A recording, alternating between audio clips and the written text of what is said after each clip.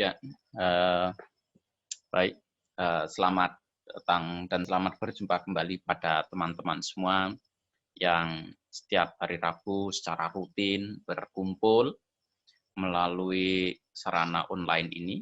Dan sebagaimana kesepakatan kita semua bahwa setiap hari Rabu kita pergunakan untuk membahas sutta, entah itu sutta yang dibahas sekali selesai ataupun sutta yang dibahas secara berkesinambungan. Artinya sutta itu cukup panjang sehingga perlu dibahas selama beberapa sesi. Ya, jadi kali ini saya memutuskan untuk membahas tentang Brahmajala Sutta. Salah satu sutta yang memang cukup panjang, dan sutta ini terdapat dalam Digha Nikaya atau kelompok sutta-sutta yang panjang. Nah,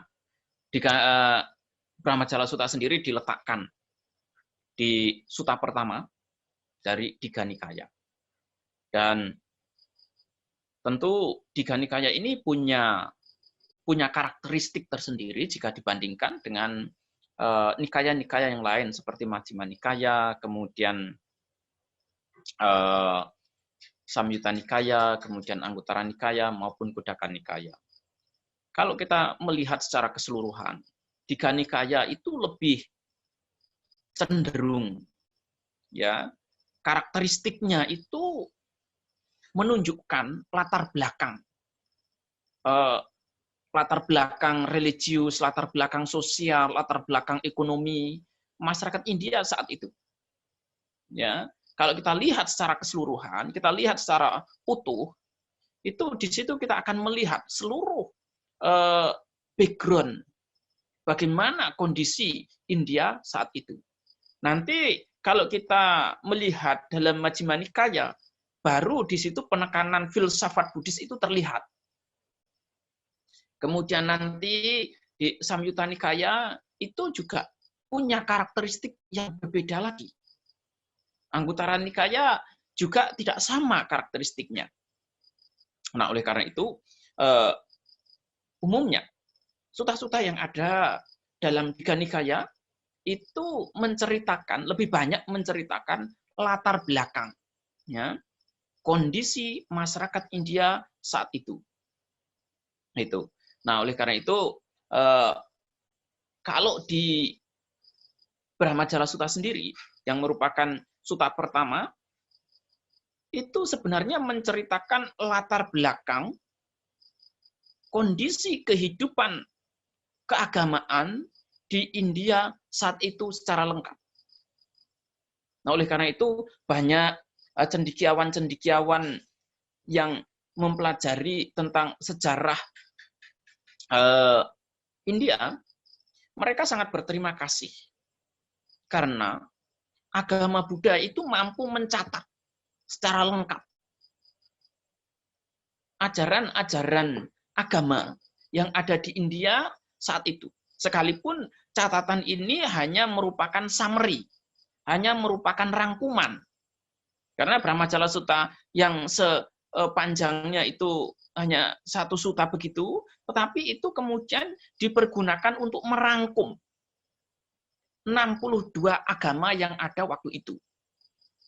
Ya. Jadi 62 agama yang ada itu ajarannya kemudian dirangkum dalam satu sutta. Dan itu pun sebenarnya nanti di sesi pertama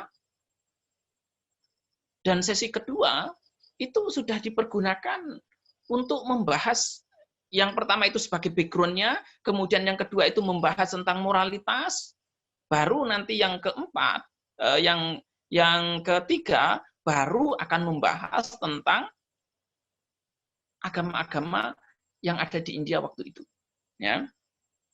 Nah, oleh karena itu di sini sebenarnya kita bisa melihat latar belakang kondisi religius yang ada di India saat itu. Namun sekalipun demikian, sebagaimana komitmen saya, ya, sekalipun di sini yang diceritakan adalah latar belakangnya, latar belakang sosial, latar belakang kehidupan keagamaan di India waktu itu, tetap saya akan membahas dalam konteks praktek kita semuanya. Dan bukan serta-merta, bukan hanya sekadar membahas secara teoritis. Kita akan membahas sutta ini dalam beberapa sesi, dan itu akan kita kaitkan secara langsung dengan praktek kita. Oleh karena itu nanti dalam diskusi sekalipun, saya harapkan pertanyaan-pertanyaan yang dimunculkan, pertanyaan-pertanyaan yang diajukan, itu juga berkaitan dengan praktek masing-masing individu. Bukan pertanyaan-pertanyaan yang hanya berkaitan secara teoritis, tidak ada kaitannya sama sekali dengan praktek kita masing-masing. Ya. Nah, sebagaimana saya katakan tadi, Brahmajala Sutta merupakan sutta pertama dalam Digha Nikaya, dan sudah barang tentu ini terdapat di halaman pertama dalam Digha Nikaya itu sendiri. Ya, jadi kalau kita melihat dalam urutannya ya, ini Brahmajala Sutta sebenarnya ditaruh di urutan pertama dengan tujuan untuk menyaring, untuk memberitahukan kepada para pembaca bahwa kita perlu mewaspadai.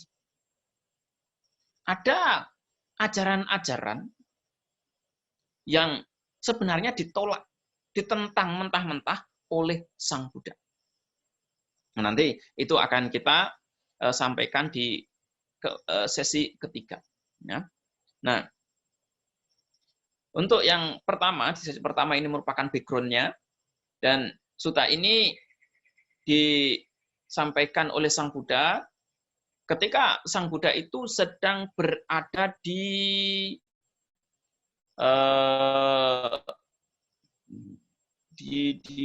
mana ini? Di mana ini?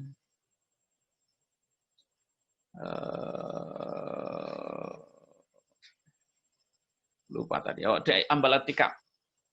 Di Taman Ambalatika ya, di Taman Mangga Ambalatika. Jadi saat itu Sang Buddha itu ceritanya sedang melakukan perjalanan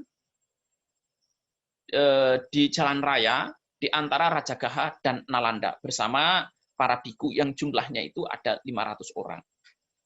Nah, ketika Sang Buddha melakukan perjalanan itu, di saat yang bersamaan ada pengikut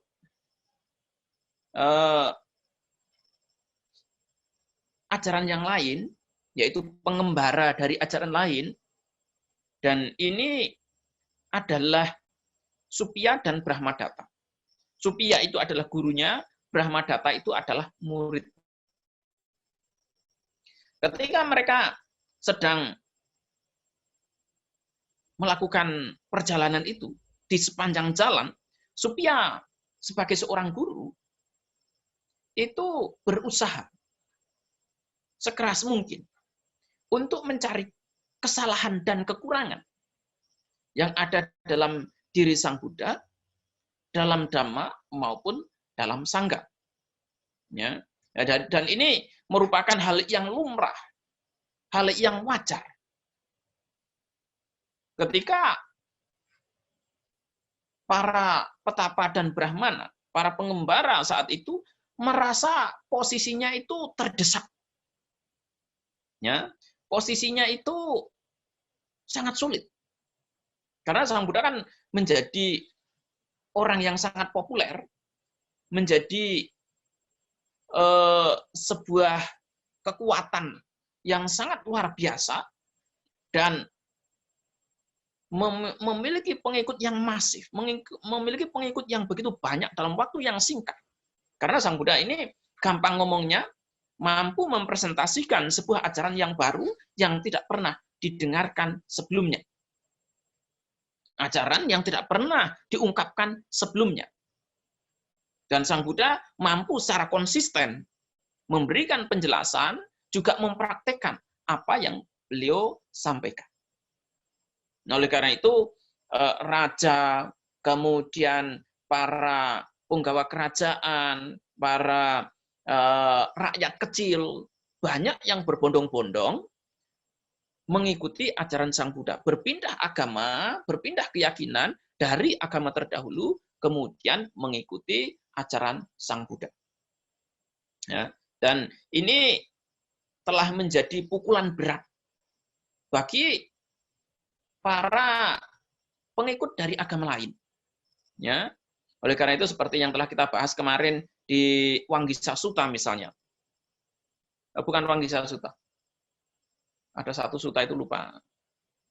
Saya lupa namanya. Susima Sutta. Dalam Susima Sutta misalnya.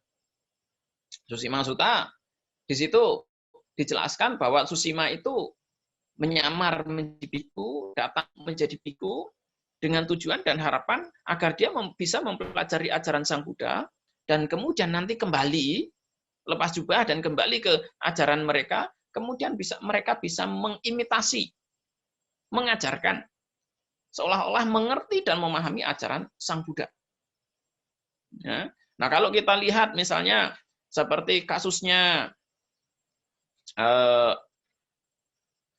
siapa pelacur Sundari ya, pelacur yang dibunuh itu. Nah, pelacur yang dibunuh itu kan tujuannya apa? Untuk menfitnah Sang Buddha, untuk menghancurkan nama baik Sang Buddha. Dan itu sukses selama 1 minggu menghajar Sang Buddha. Gitu. Jadi Sang Buddha itu difitnah dengan tujuan apa? Agar Sang Buddha beserta seluruh para pengikutnya ini mendapatkan nama yang buruk. Jadi berbagai macam cara itu dilakukan dengan tujuan dan harapan agar Sang Buddha ini bisa jatuh. Agar Sang Buddha ini tidak terus melejit. Agar Sang Buddha ini bisa di-stop kekuatannya. Tapi sekali lagi perlu diingat bahwa apapun yang baik, apapun yang memang mampu memberikan kebebasan kepada umat manusia, tidak akan ada yang sanggup menyetopnya. Karena yang namanya kebebasan batin, itu juga kebutuhan umat manusia. Oleh karena itu, akan ada orang yang selalu haus. Ada orang yang akan selalu membutuhkan kebebasan batin ini. Nah, masyarakat India sudah sedemikian lama merindukan kebebasan, menginginkan kebebasan, tetapi mereka tidak mendapatkan. Mereka telah berpindah dari satu keyakinan ke keyakinan yang lain, mereka telah mengikuti keyakinan mereka selama bertahun-tahun, tetapi hasilnya mereka tidak terbebaskan juga. Gitu. Nah, oleh karena itu, begitu Sang Buddha datang, ya, begitu Sang Buddha datang, Sang Buddha mampu memberikan solusi. Sang Buddha mampu memberikan minuman yang sanggup melepaskan dahaga mereka. Nah, oleh karena itu, sekalipun Sang Buddha itu dihina, sekalipun Sang Buddha itu dicaci maki, sekalipun Sang Buddha itu difitnah dengan berbagai macam cara, Sang Buddha tetap dibutuhkan oleh umat manusia karena manusia mau tidak mau akan selalu butuh untuk menjadi manusia yang dewasa secara batinnya. Itu, ya. Jadi sekalipun katakanlah kita merasa hebat, kita merasa luar biasa, ada ajaran yang hebat, ada ajaran yang luar biasa, tetapi kalau itu tidak mampu memberikan pencerahan, tidak mampu memberikan kebebasan batin yang nyata dalam kehidupan sekarang ini juga, ya kemudian orang-orang akan merasa bahwa ajaran itu hanya sebatas teori semata. Tidak kemudian mampu memberikan kedamaian, tidak mampu memberikan kebebasan, tidak mampu memberikan ketenangan dalam kehidupan umat manusia. Ya, jadi ketika kita membawa ajaran yang baru dan itu mampu memberikan kebebasan, ya itu tetap akan dicari orang. Ya. Sang Buddha sekalipun ya, awalnya itu tidak ada orang yang percaya. Ketika Sang Buddha datang pada 5 pertapa yang pertama, yang telah menemani beliau bertapa untuk penyiksaan diri selama 6 tahun, itu pun kemudian Sang Buddha tidak diterima baik-baik. Hanya kondanya saja yang bisa dengan setia, bisa dengan baik hati menerima beliau, penuh keyakinan menerima beliau. Tetapi yang lainnya itu menolak sebenarnya. Kemudian ketika Sang Buddha berpindah ke 3 kasapa bersaudara, itu pun ditolak mentah-mentah. Disabotase sedemikian rupa karena mereka menganggap bahwa ajaran mereka itu adalah yang terbaik. Tetapi bagaimanapun, Sang Buddha mampu menundukkan mereka dengan cara yang terbaik. Ya, Sang Buddha sanggup menundukkan orang-orang yang kesombongannya tinggi, kesombongannya luar biasa, dan akhirnya mereka takluk di hadapan Sang Buddha. Nah, oleh karena itu, ini yang menyebabkan Sang Buddha itu mendapatkan pengikut yang terus bertambah dari waktu ke waktu. Dan ini membahayakan, ya, membahayakan keselamatan banyak agama, banyak pengikut agama. Sekaligus membahayakan kesejahteraan ekonomi maupun finansial para pemuka agama yang lainnya. Karena banyak pengikut-pengikut agama mereka yang terdahulu yang memberikan sokongan, memberikan dukungan sepenuhnya, itu kemudian pindah tangan, pindah haluan, dan menjadi penyokong Sang Buddha sepenuhnya. Kalaupun mereka masih menyokong pengikut agama mereka terdahulu, itu tidak diberikan sepenuhnya. Penghormatan segala macam tidak diberikan sepenuhnya. Contohnya seperti Upali. Ya, ketika Upali telah berpindah haluan, mengikuti ajaran Sang Buddha, dia tetap memberikan sokongan kepada Niganta. Tetapi cara memberikan persembahan, cara memberikan penghormatan itu tidak sama seperti dahulu. Mereka hanya diterima di depan pintu, kemudian diberi makan. Ketika Jaina Mahavira datang untuk meyakinkan, mengkonfirmasi Upali, justru Upali yang duduk di tempat duduk yang biasanya diduduki oleh Jaina Mahavira. Ya. Nah, ini adalah bentuk penghinaan yang luar biasa bagi Jaina. Sekalipun di situ Upali tidak bertujuan untuk menghina, tidak bertujuan untuk merendahkan, tetapi di situ Jaina Mahavira merasa terhina sekali. Gitu. Nah, oleh karena itu, masalah-masalah semacam inilah yang kemudian menimbulkan berbagai macam permasalahan terhadap Sang Buddha. Namun, Sang Buddha memberikan statement yang sangat jelas, sekalipun dunia ini memusuhi saya tidak memusuhi dunia ini sama sekali. Itu yang statement yang bisa ditemukan dalam Sutta Nipapa. Jangan lupa sutanya. Ya. Nah, sekalipun dunia itu berusaha untuk memusuhi, berusaha untuk menghancurkan Sang Buddha itu tidak responsif. Gitu. Nah, oleh karena itu, inilah teknik cara yang diajarkan oleh Sang Buddha kepada para muridnya juga. Nah, Suppiya ini punya murid yang namanya Brahmadatta. Kalau Suppiya itu berusaha untuk merendahkan, berusaha untuk menjatuhkan, menghina, dan mencari celah kelemahan Buddha, Dhamma, dan Sangha, Sophia sebaliknya. Dia justru berusaha untuk membela Sang Buddha, Dhamma, dan Sangha. Ya. Jadi, ketika seseorang itu sudah tidak suka, ya apapun caranya, itu selalu dicari kelemahan, kekurangannya. Apapun kelemahan dan kekurangan itu selalu dikorek-korek dengan tujuan dan harapan agar orang ini bisa dijatuhkan dengan mudah. Tetapi di situ Brahmadatta sekalipun sebagai seorang murid tetap berusaha untuk membela, tetap berusaha untuk melihat sisi baik Buddha, Dhamma, dan Sangha. Ya. Jadi ketika rombongan Sang Buddha itu berjalan, mereka berjalan di belakangnya. Nah, ketika Sang Buddha berhenti di Ambalatika, mereka juga beristirahat di Ambalatika.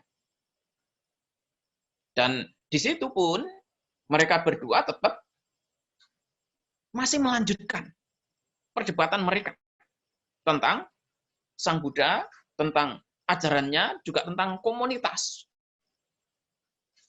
Sangha. Ya, pesamuan para biku.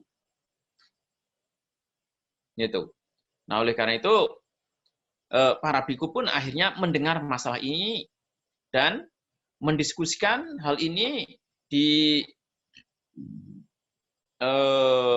balai pertemuan. Karena di Ambalatika itu, di Taman Ambalatika juga ada balai pertemuannya. Nah, ketika mereka berkumpul,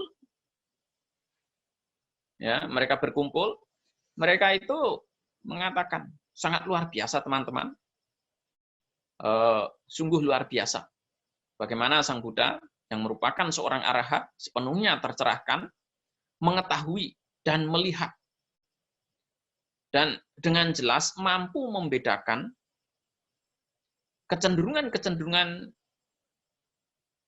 makhluk yang berbeda. Perbedaan kecenderungan-kecenderungan di antara para makhluk. Jadi intinya itu, Sang Buddha mampu melihat karakter orang, bahwa setiap orang itu memiliki karakter yang tidak sama. Mereka memiliki karakter yang berbeda. Ya, memiliki kecenderungan yang berbeda, memiliki karakter yang berbeda, dan satu sama lain itu tidak sedikit pun yang bisa ditemukan kesamaannya. Setiap makhluk adalah makhluk yang unik. Dan ini dipahami oleh Sang Buddha dengan jelas, dimengerti oleh Sang Buddha dengan jelas. Ya, ketika Sang Buddha mengetahui hal ini, ya, mereka para biku ketika sudah menyampaikan hal itu, kemudian mereka membahas tentang masalah perdebatan Supya dan Brahmadatta. Ketika Sang Buddha mengetahui, kemudian Sang Buddha pun bergabung di balai pertemuan. Sekalipun Sang Buddha itu mengetahui, tetapi tetap Sang Buddha itu punya tata krama. Tidak serta-merta langsung ditembak. Sang Buddha tetap bertanya, ya, kepada para biku tentang masalah yang sedang mereka diskusikan. Jadi ini adalah etika yang dianut oleh Sang Buddha. Sekalipun Sang Buddha itu tahu, Sang Buddha tidak serta-merta langsung nembak. Sang Buddha tidak serta-merta langsung nonjok. Tapi Sang Buddha itu masih tetap mengutamakan investigasi, mendahulukan investigasi, mengedepankan investigasi. Oleh karena itu Sang Buddha pasti bertanya, ya, apa yang sebenarnya sedang mereka diskusikan, apa yang sebenarnya sedang menjadi topik pembicaraan mereka. Dan para biku pun menceritakan apa yang sebenarnya sedang mereka bicarakan. Nah, ini adalah nasihat yang diberikan oleh Sang Buddha tentang bagaimana ketika pujian dan celaan itu ditujukan kepada Buddha, Dhamma, dan Sangha. Yang pertama, ketika seseorang itu berusaha untuk mencela, menghina, merendahkan, dan mencari celah kesalahan dan kekurangan dalam diri Sang Buddha, Dhamma, dan Sangha, seharusnya sebagai seorang pengikut, sebagai seorang murid, sebagai seorang yang menjalankan ajaran beliau, itu tidak marah, tidak kecewa, ya, tidak juga kemudian menjadi tidak suka terhadap hal tersebut. Karena ketika para biku atau kita semua menjadi marah, menjadi tidak suka atas celaan, hinaan, dan orang-orang yang berusaha hanya mencari sisi negatifnya saja, kemudian itu akan menjadi belenggu, menjadi halangan, menjadi rintangan. Ya. Di sini dikatakan belenggu, dikatakan rintangan, karena ketika kita marah, ketika kita tidak suka, ketika kita kemudian kecewa, di situ sebenarnya kita tidak akan bisa berpikir secara independen, berpikir secara kritis, berpikir dengan benar, sehingga kita tidak bisa melihat dengan baik apakah yang disampaikan oleh orang itu benar atau tidak. Ya. Nah, oleh karena itu, apa yang perlu disampaikan adalah, kalau memang ada yang mencela, merendahkan, menghina Sang Buddha, Dhamma, dan Sangha, itu adalah cukup menyampaikan dengan baik bahwa apa yang mereka sampaikan itu tidak sesuai dengan kenyataan. Itu tidak benar. Bahwa hal semacam itu tidak bisa ditemukan dalam diri Sang Buddha, Dhamma, dan Sangha. Itu. Jadi, ketika kita mendengarkan pujian juga, ini yang pertama tadi ya, ketika kita mendengarkan pujian juga, itu pun kita tidak boleh merasa bangga. Kita diharapkan untuk tidak merasa senang. Tidak diharapkan untuk tidak kemudian merasa luar biasa. Tetapi kita tetap diharapkan untuk bersikap tenang, bersikap stabil, tidak terpengaruh oleh pujian tersebut. Ya. Karena ketika kita tidak terpengaruh, kemudian kita bisa memberikan pertimbangan yang baik, sehingga kita bisa mengatakan dengan baik, ini memang ditemukan dalam diri kami, memang ditemukan dalam diri Sang Buddha, Dhamma, dan Sangha. Memang itulah kenyataan yang sebenarnya. Itu. Dan di situ akan aman.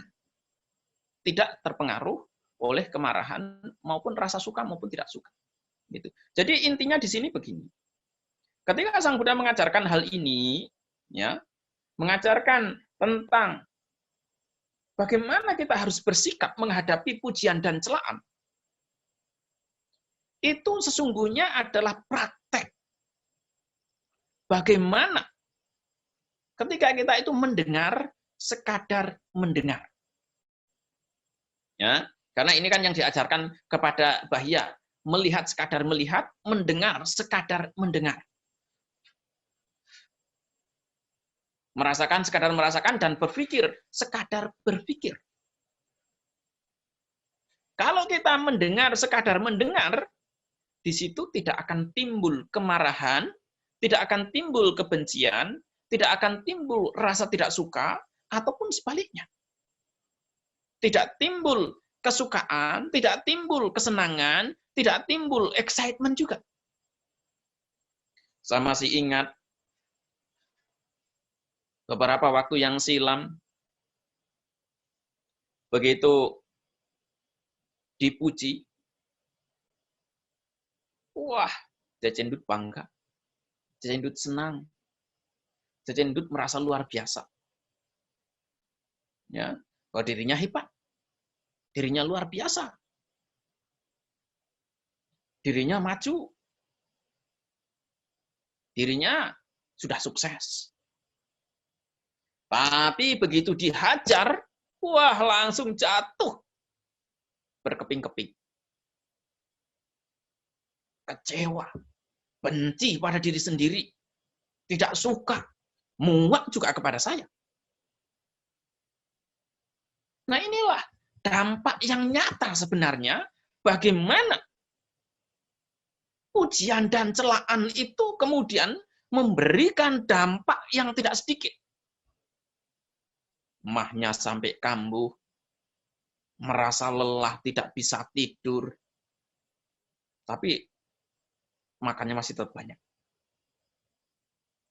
Ya. Ini adalah bagaimana rasa suka dan tidak suka itu kemudian memberikan dampak, memberikan pengaruh yang begitu luar biasa dalam kehidupan kita. Karena kita tidak sanggup mempraktekkan yang namanya mendengar sekadar mendengar. Ya, kita tidak bisa mempraktekkan bagaimana untuk tidak menjadi responsif terhadap suara yang ditujukan kepada kita. Kita tidak mampu mempraktekkan ajaran Sang Buddha dengan baik. Sehingga begitu disentuh sedikit, wah langsung meledak begitu luar biasa. Entah itu meledaknya dengan cara bahagia, senang, gembira, menjadi merasa kepala besar begitu, atau kemudian ketika yang didengar itu adalah tidak baik, merasa ciut, merasa tidak ada apa-apanya, merasa hancur berantakan, merasa bahwa semua itu tidak ada artinya sama sekali. Disinilah pentingnya kita menerapkan sati itu. Disinilah pentingnya kita mengembangkan kesadaran itu. Bahwa apapun suara yang datang kepada kita, itu datang dalam bentuk gelombang elektromagnetik. Ya. Suara itu datang dalam bentuk gelombang elektromagnetik. Dan kalau kita runut kembali, ya, misalnya katakan begini, oh kamu itu jelek, oh kamu itu gendut, misalnya. Itu kan sebuah kalimat. Kamu itu gendut, itu sebuah kalimat. Ya. Tetapi yang namanya kalimat itu kan dibentuk dari beberapa kata, minimal subjek dan predikat. Kamu gendut. Kamu itu subjeknya, predikat di sini gendut itu berfungsi sebagai predikatnya. Karena itu adalah syarat minimum untuk membentuk sebuah kalimat. Tapi kalau kemudian dua kata ini kita pisahkan, adakah artinya? Tidak ada. Kamu terpisah, gendut terpisah. Tidak akan ada artinya. Kalau kita menganalisis lebih jauh lagi, sebuah kata itu dikonstruksi dari beberapa huruf. Kamu itu berasal dari K, A, M, U. Nah, huruf ini kalau kemudian kita pisahkan, artinya di mana? Enggak ada, enggak ketemu. Tapi begitu kita konstruksi, kamu itu kita sepakati untuk menunjuk orang kedua tunggal yang ada di depan kita. Gitu. Ya. Tapi kalau kemudian ini kita dikonstruksi, ya tidak ada artinya sama sekali. Karena itu K akan berdiri sendiri, A akan berdiri sendiri, M akan berdiri sendiri, U akan berdiri sendiri. Tetapi begitu dikonstruksi menjadi satu, dan kita sepakati kamu itu merujuk kepada orang tunggal yang ada di depan kita, nah kemudian karena self identity, ya, karena konsep diri yang sudah kita bangun, begitu kita ada orang yang mengatakan kamu dan itu menunjuk pada kita, langsung kita merasa ya ini untuk saya, gitu. Ini adalah bagaimana, ya, konsep diri yang kita bentuk sejak kecil, kita konstruksi sejak kecil, itu kemudian akan menentukan reaksi kita. Ketika kita sebut kamu, kalau memang konstruksi konsep diri kita itu begitu kuat, ya kemudian ego yang bermain akan sangat kuat. Tapi kalau ego atau konsep diri yang kita bentuk ini tidak begitu kuat, ya kemudian ini tidak akan banyak memberikan pengaruh. Apapun yang kita dengar, apapun kata orang yang begitu merujuk kamu, itu tidak akan banyak memberikan pengaruh. Gitu. Tapi karena kita ini sudah dibentuk, dikonstruksi sedemikian rupa, kita membangun konsep diri yang begitu kuat, begitu ketat, begitu luar biasa. Begitu saya bilang, Cecendut, wah langsung langsung bisa mengidentifikasi, yang dimaksud Cecendut kan saya. Gitu. Ini langsung muncul persepsi bahwa yang dimaksud dengan Cecendut itu adalah saya misalnya. Ini bagaimana sebenarnya kita itu membentuk konsep diri sedemikian rupa. Ya. Begitu hebatnya kita bentuk sehingga itulah yang akan menentukan kemampuan kita untuk merespon apapun yang ditujukan, yang kita rasa ditujukan kepada kita. Gitu. Ya. Jadi kalimat itu, sebuah kata itu dikonstruksi dari beberapa huruf, dan kalimat itu dikonstruksi dari beberapa kata. Minimal itu subjek dan predikat. Baru akan memiliki makna. Nah, tapi ketika kita pecah-pecah tidak akan ada maknanya sama sekali. Nah, disinilah sebenarnya kita itu perlu memahami, perlu mengerti, perlu melihat dengan jelas. Agar kita ini tidak mudah terjebak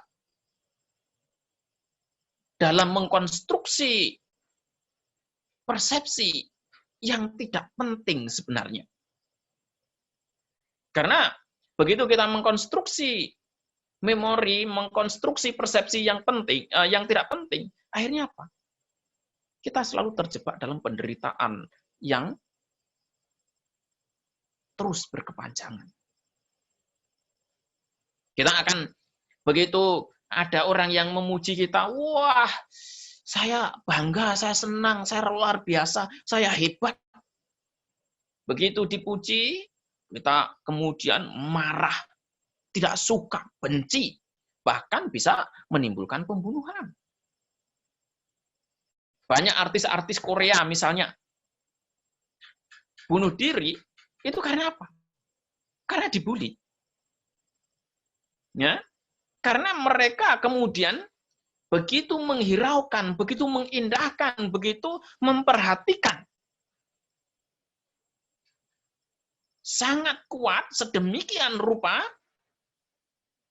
hinaan, celaan, ujaran kebencian, ketidaksukaan, sedemikian rupa. Sehingga mereka tidak sanggup lagi untuk mengakomodir celaan, hinaan, dan ungkapan kebencian itu. Akhirnya apa? Banyak yang bunuh diri. Ini terjadi di berbagai tempat.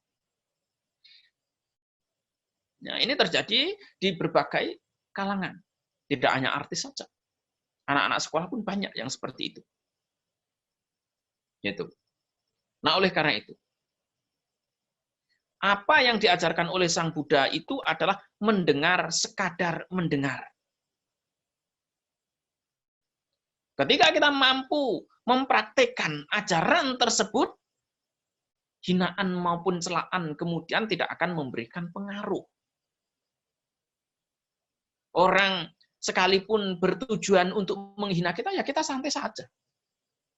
Begitu juga ketika orang itu memuji, kita juga tenang-tenang saja. Tidak mempermasalahkan. Ya, tidak mempermasalahkan hinaan maupun pujian. Karena hinaan maupun pujian itu adalah dua kondisi dunia yang memang akan selalu ada sehebat atau seburuk apapun orang itu. Kita sebaik apapun tetap ada orang yang mencela. Dan seburuk apapun diri kita tetap ada yang memuji. Tidak ada di dunia ini ceritanya orang yang buruk kemudian semuanya itu mencela dia. Tidak. Karena masih tetap ada orang yang punya inklinasi yang sama. Atau bahkan mungkin inklinasinya atau kecenderungannya itu tidak sama, tetapi dia mampu melihat dari perspektif yang berbeda. Dia tetap akan bisa memuji. Orang yang bagaimanapun kekurangannya, bagaimanapun kejelekannya, bagaimanapun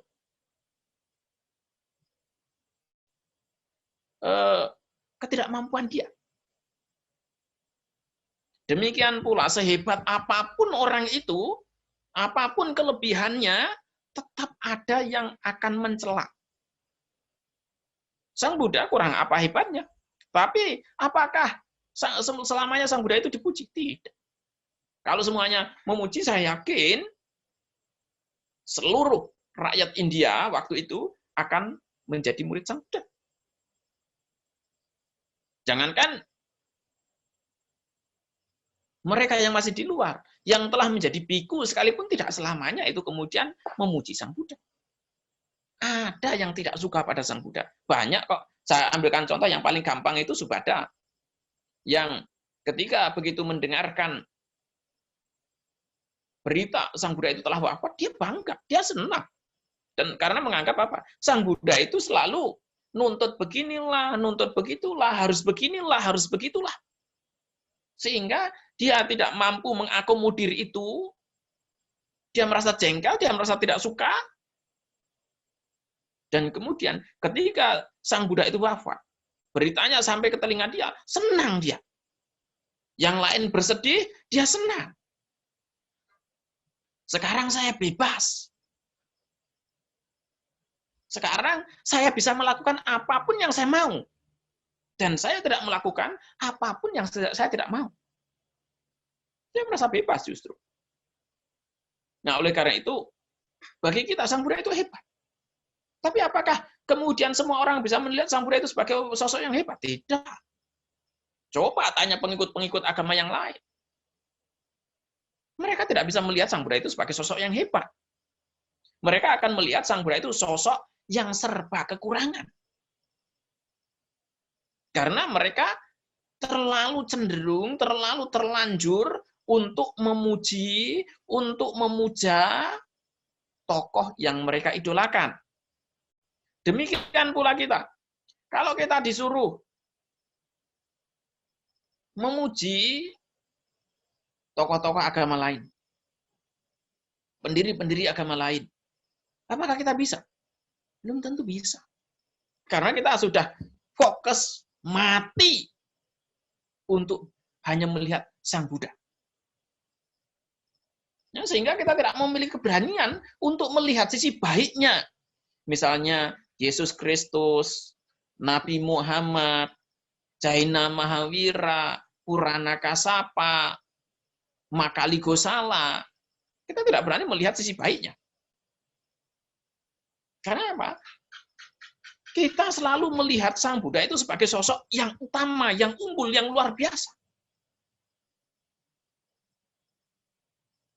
Nah, begitu pengikut-pengikut agama lain mencela, merendahkan, meremehkan Sang Buddha, wah kita seringkali tidak terima. Karena kita sudah melihat Sang Buddha secara mati, membabi buta. Ya, kita sudah percaya mati secara membabi buta, saya hanya mau dengan Sang Buddha saja. Saya tidak mau dengan yang lainnya. Karena takut misalnya nanti terlahir di Awici, karena takut nanti misalnya terus menderita, terus terlahir kembali. Apapun alasannya. Ya. Jadi dalam praktek, ya, ini yang sering kali terjadi. Ketika kita berinteraksi di lingkungan sosial, dalam ruang lingkup yang sempit, kita berada di lingkungan keluarga. Lingkungan yang lebih luas, kita dengan teman-teman sebaya kita begini. Dengan lingkungan yang luas lagi, kita akan berada di tengah-tengah masyarakat. Dengan lingkungan yang luas lagi, kita akan berada di sebuah negara. Dengan lingkungan yang lebih luas lagi, kita akan berada di tengah-tengah masyarakat dunia ini. Kalau kita terus memperhatikan celaan dan pujian orang, kita tidak akan pernah bisa duduk dengan tenang, kita tidak akan pernah bisa bernapas pun tidak bisa. Karena bagaimanapun baiknya kita, selalu akan ada tuntutan. Selalu akan ada orang yang melihat kita dari sisi buruknya, dari sisi negatifnya. Karena ini adalah kecenderungan dunia itu sudah seperti ini, mau bagaimana lagi? Kalau memang kita mau terus mendengarkan mereka, ya, akhirnya kita hanya sibuk ngurusin mereka, sibuk ngurusin mereka, sibuk ngurusin mereka, dan tanpa ada waktu untuk berhenti. Karena satu kita padamkan, nanti yang lain ngomel-ngomel lagi, nanti yang lain ngomel-ngomel lagi. Terus akan terjadi. Ya. Nah, oleh karena itu, seperti saya sendiri, kalau saya harus memperhatikan celaan, hinaan, banyak orang-orang yang melihat secara sinis diri saya. Ada, bahkan ini dari para biku sekalipun, ada biku yang mengatakan saya itu orang stres. Ada biku yang mengatakan saya itu orang yang menganut pandangan sesat. Ada orang yang mengatakan saya ini membahayakan. Ada yang mengatakan saya ini orang gila. Ada yang mengkritik, kalau coba baca di Facebook begitu, wah, komentar-komentarnya banyak yang pedas juga terhadap saya. Ya. Nah, di sini kalau saya harus melayani mereka, tidak akan ada habisnya. Kalau saya harus menghiraukan mereka, tidak ada habisnya. Dan mungkin kalau saya harus menghiraukan mereka, saya tidak akan bisa memberikan wejangan semacam ini. Karena saya akan terus-menerus berusaha untuk membela diri, berusaha untuk menunjukkan sisi baik saya. Kamu itu nggak benar seperti itu. Saya ini benar seperti ini. Itu yang akan terjadi. Suatu ketika ada sekelompok umat yang ingin mengundang saya. Mereka memberitahu saya terlebih dahulu, tanpa memberitahu kepala wiharanya dahulu. Nah, kemudian ketika saya sudah setujui, kepala wihara tidak setuju. Dan bahkan memboikot saya. Ya. Baik ceramah-ceramah saya maupun tulisan-tulisan saya, semuanya diboikot. Wah, pengurusnya marah. Dan pengurusnya tanya kepada saya, Bante, apakah perlu kita carikan, kita bongkar kesalahan-kesalahan dia, ketidakbaikan dia, agar orang itu juga tahu bahwa dia itu tidak sebaik yang dia bayangkan. Saya katakan apa? Dengan saya katakan, tidak usah. Dia masih butuh untuk membenci saya, ya mau gimana lagi? Tidak perlu khawatir. Biarkan saja dia seperti itu. Saya bisa terima dengan tenang, bisa terima dengan baik, tanpa ada sedikit pun kebencian dalam diri saya. Suatu ketika, saya punya kesempatan untuk bertemu dengan biku itu. Dan saat itu hanya saya dan beliaunya. Saya pun bisa menghadapi beliau dengan tenang, tanpa ada sedikit pun kebencian. Waktunya namaskara, saya namaskara, waktunya saya saya ngobrol dengan biasa, waktunya saya harus melayani beliau, saya layani. Selayaknya saya seorang samanera dan beliau seorang biku. Saya tidak ada masalah sama sekali. Yang bermasalah kan dia, bukan saya. Dan saya santai-santai saja. Sampai sekarang pun saya ya masih santai aja, tidak ada masalah. Itu. Ya. Jadi siapapun ya, bagi saya memiliki hak untuk melihat saya sesuai dengan perspektif dan ukuran yang mereka miliki. Tetapi saya juga punya hak yang sama untuk menentukan sikap sesuai dengan standar yang saya miliki. Saya memberikan kebebasan kepada semua orang untuk menilai, untuk melihat sesuai dengan kemampuan mereka masing-masing. Saya tidak mewajibkan semua orang harus seperti ini. Tidak. Saya memberikan kebebasan kepada semua orang, bahkan ya orang-orang yang dekat sekalipun, yang berlatih sekalipun, yang pernah berlatih dekat dengan saya, semuanya saya tetap berikan kebebasan yang sama, tidak ada bedanya sama sekali. Kalau saya berikan kebebasan kepada semua orang, ini juga sama berlakunya kepada orang-orang yang pernah berlatih dekat dengan saya. Oleh karena itu, ada yang dulu sangat baik sekali, dekat dengan saya. Habis itu dia menghilang dari saya. Ya saya santai-santai saja. Saya tidak ada masalah sama sekali. Itu berlatih dengan serius bersama saya. Habis itu dia hilang. Ya tidak ada masalah sama sekali. So what?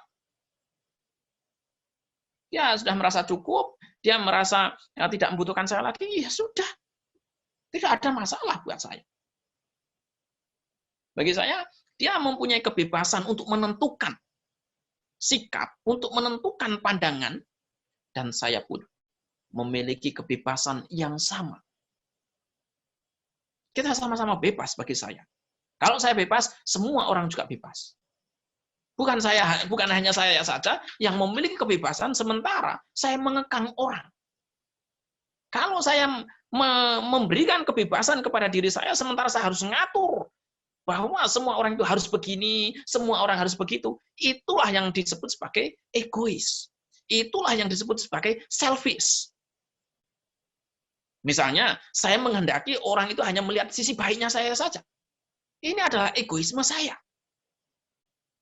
Ini adalah selfisme saya. Ya, betapa egoisnya saya. Karena saya hanya mengharapkan, hanya menghendaki bahwa semua orang itu melihat sisi baiknya saya saja. Inilah bentuk egoisme yang sangat luar biasa itu. Gitu. Nah, oleh karena itu, saya punya prinsip bahwa kalau saya bebas, semua yang lain juga bebas. Oleh karena itu, ketika di Facebook, ketika saya menyampaikan ceramah semacam ini, ketika saya memberikan wejangan secara khusus pada saat interview, begitu, saya bicara pun bebas. Ya, saya tidak khawatir, saya tidak takut untuk berbicara. Masalah nanti orang mau dengarkan, ya silakan. Nanti masalah orang tidak mau dengarkan, ya silakan. Saya tidak terbebani sedikit pun. Nanti orang mau praktekkan, ya silakan. Orang tidak praktekkan, juga silakan.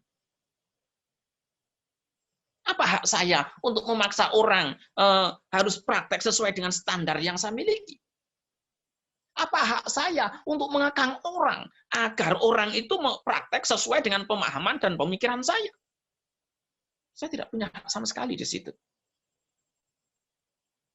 Setiap orang bagi saya memiliki kebebasan untuk menganut pola pikir, pandangan mereka masing-masing. Sama seperti saya. Karena saya merasa bahwa saya adalah orang yang bebas untuk menganut pandangan apapun yang saya mau. Untuk menginterpretasikan ajaran Sang Buddha sesuai dengan kebutuhan praktek saya. Oleh karena itu, setiap orang pun saya berikan kebebasan yang sama. Saya berikan standar yang sama. Tidak ada satupun yang kemudian saya todong, saya wajibkan untuk mengikuti pola pikir maupun standar saya. Dengan demikian, saya merasa nyaman, orang lain pun punya kenyamanan untuk menentukan langkah maupun sikap mereka. Ya, oleh karena itu, bagi teman-teman yang hadir di sini, ya, perlu diingat, saya bukan pemegang otoritas. Menurut saya perlu diingat bahwa apapun yang saya sampaikan ini bukan kebenaran yang mutlak, yang tidak bisa diubah, yang tidak bisa diinterpretasikan dengan cara yang lainnya. Kalau memang yang lain ingin memberikan interpretasi, ingin berkomentar, please sampaikan hal itu sesuai dengan kebutuhan masing-masing. Ya, ada yang mau bicara, ada yang mau diam, saya persilahkan. Kalau memang kebutuhan kamu diam, silahkan diam. Kalau memang kebutuhan kamu bicara, silahkan bicara. Tidak ada masalah sama sekali. Untuk kepentingan saya pribadi. Gitu. Ya. Nah, oleh karena itulah. Saya lakukan semua ini. Karena saya melihat bahwa apa yang saya sampaikan itu bukan kebenaran yang mutlak. Satu-satunya kebenaran. Sementara yang lainnya itu adalah salah. Saya boleh menganut pandangan apa yang saya anut ini adalah benar. Tetapi saya memahami ajaran Sang Buddha, mengerti ajaran Sang Buddha, itu tidak diizinkan oleh Sang Buddha untuk menyalahkan yang lainnya. Saya hanya diberikan wewenang untuk memberikan klaim, inilah kebenaran yang saya yakini. Tapi saya tidak diizinkan di situ untuk memaksakan kepada semua orang mengikuti pola pikir saya, mengikuti cara pandang saya. Sang Buddha tidak mengizinkan kepada saya, ya, kepada kita semuanya sebenarnya, idam mewah sacang mugang anyang, hanya ini yang benar, yang lainnya salah. Karena ini yang sebenarnya seringkali terjadi di kalangan umat Buddha. Begitu sudah merasa pinter, begitu sudah merasa hebat, wah, pokoknya semua orang itu disalahkan. Ya, pokoknya semua orang itu kemudian dianggap tidak punya kualifikasi.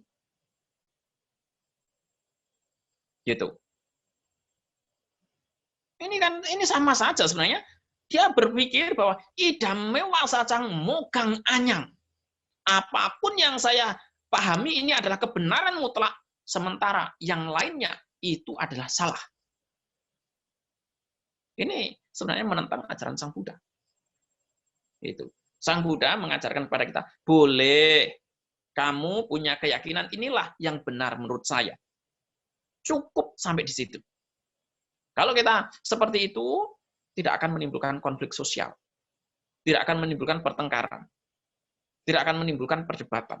Tidak akan menimbulkan masalah di tengah-tengah masyarakat. Ya, masalah orang mau menginterpretasi, memahami dengan cara apapun itu ya hak dan urusan mereka masing-masing. Ya, jadi itu dulu yang saya sampaikan sebagai pembuka pembahasan Brahmajala Sutta ini. Intinya adalah bahwa kita diajarkan oleh Sang Buddha untuk mendengar sekadar mendengar. Ini yang perlu dipraktikkan oleh semua yogi yang serius dalam praktek.